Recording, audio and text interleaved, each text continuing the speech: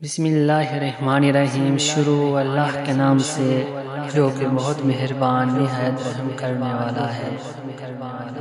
کام صرف رضائے خدا کے لیے انجام دے۔ اگر خدا کی رضا حاصل ہو جائے تو انسان کا دل بہت ہلکا اور پاکیزہ ہو جاتا ہے۔ جوانوں کی حوصلہ افزائی ہونی چاہیے تاکہ وہ اسلام کی خدمت اور انقلاب کو آگے بڑھائے اور کبھی قرآن اور اس کے دستورات سے دوری اختیار نہ کرے۔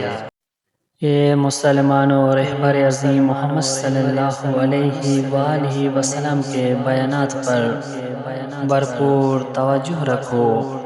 آپ کی ہر بات کو غور سے سنو، اس لیے کہ ان کی باتیں اسلام اور شہیدوں کی باتیں ہیں۔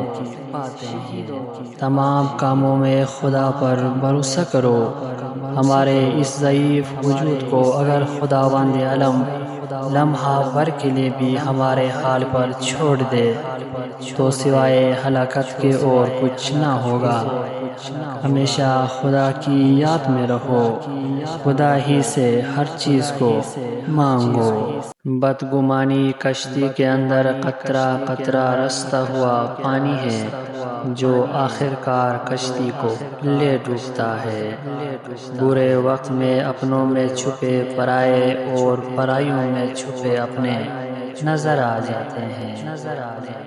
تمہارے چال چلن اس بات سے معلوم ہو سکتا ہے کہ تم کس چیز کو دیکھ کر خوش ہو رہے ہو۔ زیادہ تر عالموں کی محفلوں میں بیٹھا کرو اور داناؤں کی باتوں کو غور سے سنا کرو۔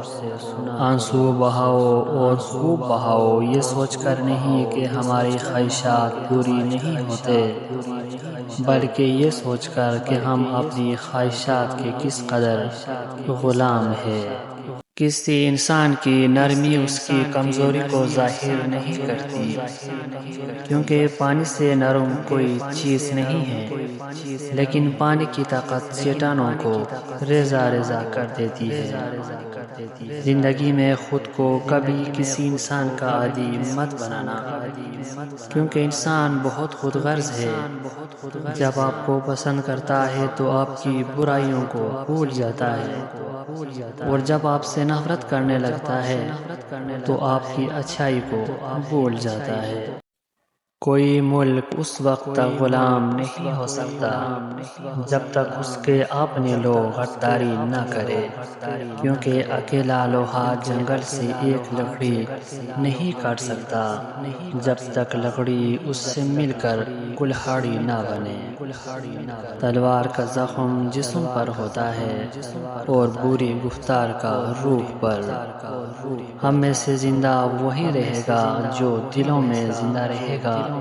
دلوں میں زندہ وہی رہتے ہیں جو خیر بانٹتے ہیں، محبتیں بانٹتے ہیں اور آسانیاں بانٹتے ہیں۔ ہمیشہ میٹھے الفاظ بولو تاکہ کبھی الفاظ واپس لینا پڑے تو کڑوا نہ لگے۔